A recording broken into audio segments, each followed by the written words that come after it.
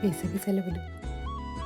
ఆ రోజుల్లో ఏప్రిల్ నెల రావడం, వేసవి సెలవులకి రోజులు లెక్క పెట్టడం, పరీక్షలు అవ్వగానే పేపర్లు చింపి ఎగురవేయటం, అందరితో రేపు మా తాతయ్య గారింటికి వెళ్తున్నామోచ్ అని చెప్పడం, ఇంటికి రాగానే బొమ్మలు బట్టలు తీసి సర్దుకోవడం, ట్రైన్లో కిటికీ పక్కన కూర్చొని ఎంతో ఆత్రంగా అన్నీ చూడటం, తాతయ్య గారింటికి సంతోషంగా చేరుకోవడం, ఇక అందరితో సరదాగా ఆటలు పాటలతో రోజులు గడపడం, తాతయ్య గారి దగ్గర కూర్చొని కథలు వినటం, అమ్మమ్మతో కబుర్లు చెప్పడం, మామిడి పళ్ళు తినటం, మేడ మీద ఆటలు ఆడటం, చెట్లు ఎక్కి కోతి కొమ్మచ్చి అనటం, అమ్మమ్మ చేతి రుచులు ఆస్వాదించడం, ఇలా చూస్తూనే 2 నెలలు ముగిసిపోవడం, మళ్ళీ తిరిగి ఊరు వెళ్ళే రోజు రానే రావటం, జ్ఞాపకాలు నింపుకుని గుండెతో, కన్నీరు నిండిన కళ్ళతో,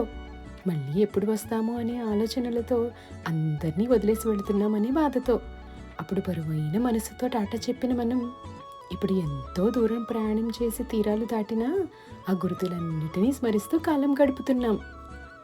అవి ఆ రోజులు. అవి మా రోజులు.